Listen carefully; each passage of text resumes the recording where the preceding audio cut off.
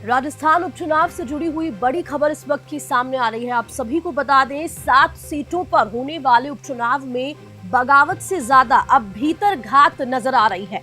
जी हां, इस वक्त की बड़ी खबर, क्योंकि आप सभी को बता दें कि राजस्थान सहित कई राज्यों में उपचुनाव होना है और राजस्थान की 7 सीटों पर उपचुनाव होना है और अब बगावत से ज्यादा भीतरघात का खतरा नजर आ रहा है। दोनों ही पार्टियों ने जनाधार वाले बागियों को मैदान से बाहर निकाल दिया है।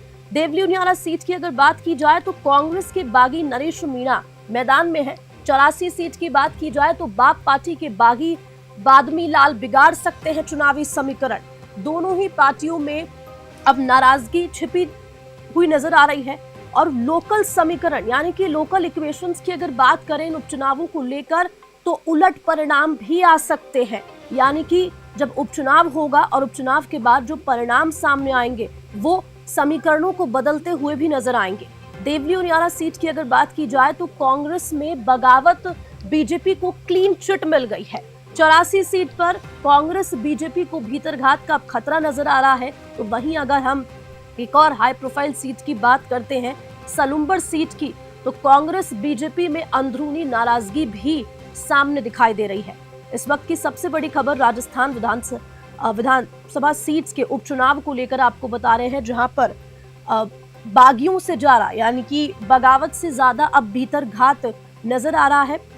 और साथ ही साथ आपको ये बताएं कि अब बीजेपी को इन उपचुनावों में फायदा क्या कुछ हो सकता है, क्योंकि सत्ता में भाजपा की पार्टी है, बीजेपी यहाँ पर मौजूद है और बीजेपी को इसका फायदा भी जरूर मिलेगा। हालांकि तमाम पार्टियों ने अपनी अपनी तैयारियां जोरों शोरों से कर ली है, उनको अंतिम रूप यहाँ पर दिया जा रहा है और किस तरह से जो नेता नाराजगी यहाँ पर दिखा रहे हैं उनको भी मनाया जा रहा है।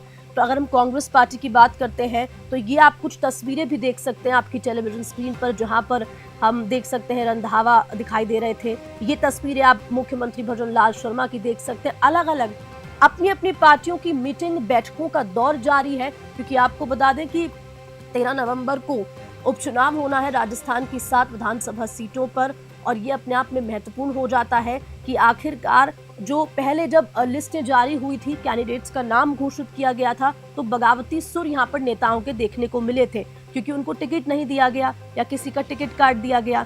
लेकिन अब इन 7 सीटों पर होने वाले उपचुनावों में बगावत तो दिखाई दी है, लेकिन बगावत से ज्यादा अब भीतरघात का खतरा भी यहाँ बना हुआ है और जल्द ही इन सीटों पर उपचुनाव भी होना है। तो अब परिणाम जब उपचुनाव होगा उसके बाद ही ये परिणाम सामने आ पाएंगे कि आखिरकार कितनी पार्टी में कितना जोर था, किस तरह की तैयारियां थी और जब इन 7 सीटों पर कौन सी पार्टी काबिज होती है, इससे जब परिणाम सामने आएगा तो राजस्थान की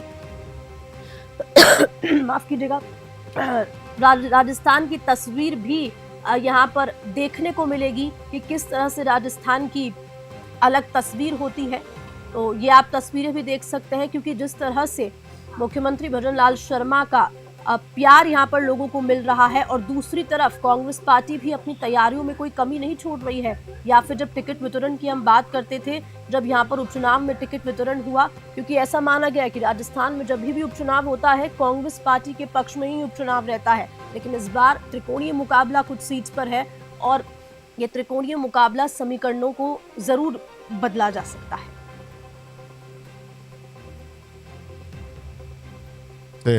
जरूर थोड़ी सी ज्यादा उछल कूद कर रही है।